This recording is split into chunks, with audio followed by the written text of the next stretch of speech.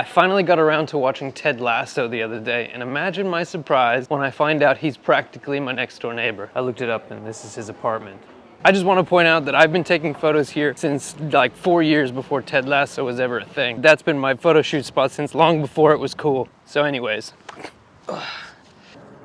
All right, we're headed up there. You ready? Oh, well, we're going anyway. My dad owns the domain name appideas.com, and he says he wouldn't sell it for less than $200,000. The absolute minimum that you would sell your domain for.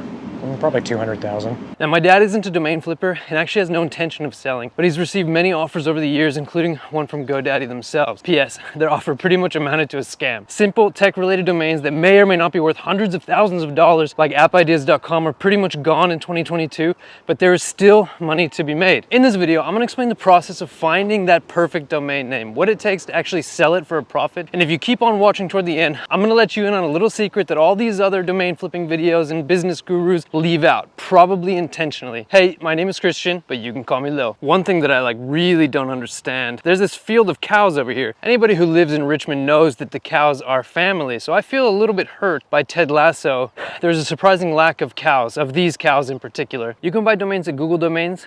.com domains are $12 per year. I do not recommend you buy from anywhere else. I don't care how good a discount GoDaddy gives. Everything they say is a load of and everything they do is a fucking scam. Do not buy anything from GoDaddy. So you take that domain name that you bought from Google Domains for $12 and you sell it, ideally for a profit. Ipso facto, you are a domain flipper. Ipso facto. I'll tell you where to sell it a little bit later in this video. First, I want to go over some winning strategies for finding domain name. Number one, buy like brand name. I've seen this one mentioned in other videos, but I never really heard a good explanation. Take a trusted brand like Apple and buy stuff that sounds similar or rhymes with the brand. Mapple, Papple, Crapple.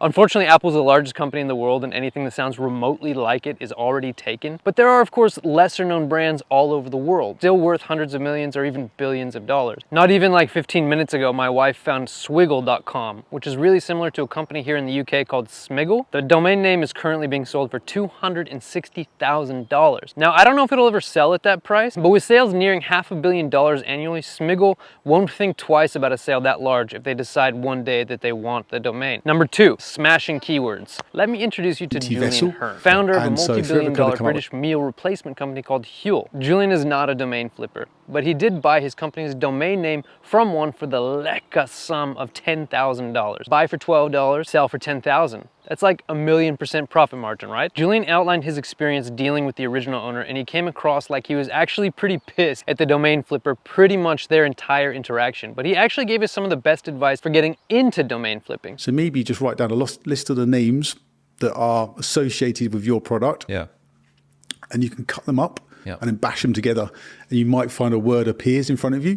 Yeah. And that's sort of what I did with Huel. Huel is basically a portmanteau for human fuel. Now put yourself in your buyer's shoes. They don't just buy domain names. They buy the feelings, emotions, the vision of what the company is. You don't have to build a business, but start with a vision. Come up with keywords that evoke the emotions that your eventual buyer will want their customers to feel, and start mashing things together. I think the domain flipper who owned Huel.com knew from the beginning that it rhymes with fuel and could be a business that has something to do with energy, nutrition, supplements, or something similar. It's not exactly a secret. In sort of that same vein, Huel is like a cool word, but you don't have to make words up. Take a vague concept like mindset. Mindset is something that people like me talk about all the time. It's an idea that hundreds of thousands of individual businesses are dedicated to, and start throwing connecting words and concepts to it until you find something you know will stick. When I did this exercise myself, I came up with the hacker mindset. Just as a testament to this method, that domain is on sale for $1,700. And I would totally blow that much money on it if I had it to lose. I'm pretty sure I want that to be the title of my book. Anyway, my daughter's birthday is tomorrow. If anyone wants to buy her a present, thehackermindset.com. Nowadays, my wife and I have around 50 domain names that are supposedly worth a few $1,000s each. It obviously takes a little bit of experimenting, but I think there are thousands of potentially good names with the word mindset in them. Domain names you could probably sell, but therein lies the problem that really nobody talks about. If thehackermindset.com is taken, what's to stop me from just getting the hacked mindset or a hacker's mindset or even thehackermindset.io? Those are all available as of of the recording of this video. Now, if I have a multi-million-dollar business surrounding the term, I might be interested in just spending the 10 grand. But what are the actual chances of that happening? Spoiler alert, very slim. Domains are usually picked at the beginning of a business, and if it's not available, the business often pivots into something else. And it's foolish to think a business even needs that great a domain name. Julian Hearn, the Huel guy, the CEO of multi-billion-dollar company, has stated on record that he would not have paid a cent more than that $10,000 for Huel.com. And for that reason, the majority of premium domain names expire unsold, even truly great ones. It's true that the most expensive domain name ever sold for a cool $872 million, but it's also true that your chances of selling it at all are like the chances of you winning the lottery. Now let's do a little math. If you're anything like the original owner of Huel.com, you hold on to your domain names for at least 4 years. That's $12 a year times 4 years equals $48. Statistics show that you'll probably sell about 1 in 100 of your domains, but I'll be generous and say it's 1 in 25. That means that you have to sell that one for $1,200 just to break even. Add to that, the average premium domain name sells for around $300. Your odds aren't just against you, they've backed you straight into a corner. Some of you might get lucky, others may be in a small minority who do actually make money as a business. It's not quite gambling, but it's not exactly a winning business strategy either. So here's how you can actually make money flipping domains. Add value. I mentioned my dad earlier in this video. He is not a domain flipper, however, he's been in IT for over 30 years. We went out and got drunk in Camden the other night. Okay, so what are you doing? So he'd lost all his inhibitions when I quizzed him about the domain names his companies have bought and sold. One of his companies recently sold a domain name for $75,000. Why did the buyer buy? Content and traffic. The actual domain name was so irrelevant to the sale that my dad couldn't even remember what it was. Now the direction of this video is shifting, and I'm gonna stop calling it domain flipping right now and start calling it website flipping. Because as I think I've made it clear, to have any real hope of selling a domain name, you have to have more than just the domain. Here are the 5 things that a buyer is looking for when buying a website: branding, content, traffic, social media accounts, email list. That's 5, right? Those things are all worth money, you know, like real dollars instead of imagination points. Now, I am gonna go through each of those individually, but you don't have to hit them all. Even one of them is worth something. Hitting 2 or 3 really well will amplify the value of your website many times over. Branding. Designers can charge anywhere from a few $100s to tens of thousands for solid brand design. And there are a lot of people who would rather it just be done already. Aside from that, it can really help your potential buyers visualize the domain. I mentioned earlier that your domain should evoke emotion. And while you can do that with a clearly killer domain name by itself, having the design together can really help seal the deal. These are exactly the types of buyers that websites like brandpod.com have risen to serve. They still call themselves a domain flipping website, but every domain comes with a logo and other visuals that help the buyer really feel the website. As a result of this one thing alone, BrandPod sells domains for an average of $3,000, roughly 10 times what's considered normal for a premium domain. Just for clarity, those are numbers they gave me, so take it with a grain of salt. But it is probably significantly better. Content.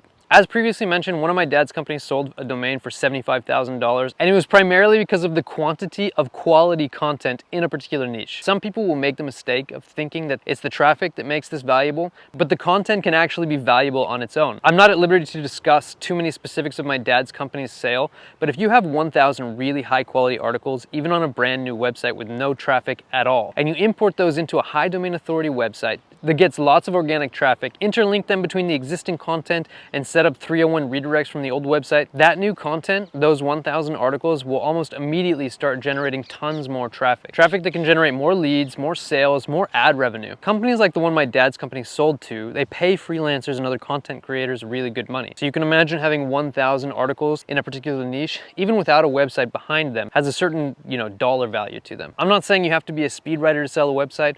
Hold out for the next section about how you can create consistent content easily. Traffic. Now, it's very unlikely that you will start writing 1,000 blog articles and not generate any traffic. It just happens naturally as Google indexes your pages, rewards you for consistency, etc. You as a domain flipper are creating value for your website buyer when you generate traffic. It's hard to know exactly how much that traffic is worth, but I did an analysis on a website called Flippa. Now, Flippa is a marketplace where you can buy and sell other websites. As far as I can tell, you have to have revenue to sell here, as they sell businesses, but it's pretty easy to meet their qualifications. Now, according to what I saw of their actual sales, on average, a website with 97, 98% margins. So think like affiliate sites with other passive income streams where money and effort are really no longer required. They sell for about 40 months worth of revenue. It's a little over 3 years worth of revenue. That means to have a website worth $10,000, you need to be making about $250 in passive income. I also analyze the traffic of these websites, and to generate that much revenue on average, you need to hit about 4,000 hits per month in organic traffic. That sounds like a big number, but it's actually not for a website. I have several of them that do that, several that I haven't touched in years. And I never would have thought for a second that I might be sitting on that much money. Point that I'm trying to make here is that it's not that hard to generate that much traffic. All I've ever done to get there is write and publish really mediocre content. Might I add, mediocre content that is really not any better than what I've gotten out of AI writers like Jasper and Copy.ai. I'm not gonna get too technical about the AI blog writers I use. Suffice it to say that this is what I'm experimenting with right now. I have around 10 websites that each have a full-time dedicated remote worker virtual assistant. They use the AI writers to publish around 20 blog articles a day, and the VAs also manage all the social media accounts and email lists. If you guys remember my video about building a company from scratch last month, Promismo.com is one of those websites, and it's already getting about 20 hits per day, or 600 per month. It's not inconceivable that I could have 10 websites, each worth between $10,000 and $30,000 in the next 6 months to a year, and all generating a few $100s each in affiliate or ad revenue. Obligatory. If you want to hire trained remote workers straight from my team to do this or any other job, you can. For a lot less than what you'll probably find on Upwork and much better quality than what you'll find on Freelancer. You can, of course, do this without my agency, Lil Assistance, but we're the best. My script says wink. Anyway, I'll leave a link in the description. I'm gonna go ahead with and combine my last 2 points here, an email list and social media accounts. Anyone buying a website will look for these things, and they are reasonably easy to just start at the beginning. Now, if you have a website, especially one that has content on it, and you're not generating email lists and working on the social media, you are leaving money on the table. It's hard to gauge exactly how much they're worth to a potential website buyer, as sites like Flippa don't publish email lists or social media accounts, and I can't use the same method of analysis, but outside sources peg a good email list to be worth at least $20 per email. So a website with a 1,000-person email list could sell for $20,000 on that basis alone. All you really have to do to build your email list is give stuff away for free. People come flocking. Speaking of, I'm giving away 1 month with one of my trained remote workers for free. It's worth about $800, and all you have to do is head to callmelil.com, wait for the pop-up, and subscribe to my email list. And also subscribe to this channel if you haven't already. The remote worker you get will be someone who can build websites, write blog articles, do SEO, data entry, graphic design, basically anything that you need to set up or run an online business. And in case it's not obvious enough, we're obviously paying this person's salary. It's not like they're working for free. In subscribing to my email list, you'll be entered into a drawing, and you'll start receiving business and outsourcing related emails. If you think I just spent 20 minutes telling you to stop flipping domain names and start building businesses, yes, that's exactly what I did. The bad news is that simply buying and selling domain names really is a losing proposition. The good news is that building websites with real value has never been easier. Richmond is objectively the most beautiful place in London, and I'm not just saying that because I live here. There's the obvious natural beauty, but there's something really special about Richmond in that there's basically no dominant language. I'm not just saying that. You can be walking by basically the most beautiful riverside in the world, and you walk by one person and they're speaking British. The next you walk by and they're speaking German. The next one is, Farsi. The next one is Spanish. You ask them where they're from Ecuador. They've been here for 5 years. The next one is Romanian. The next one is Polish. The next one is American. The next one is New Zealand. It's just a really interesting place that attracts lots of different people from all walks of life. He must be from England. Yeah, Wales. Is that another country? Yes and no. How many countries are in this country? 4. I always figured that tea was just gonna taste like hot brown water. And you know what? I was right. Yeah, it's horrible.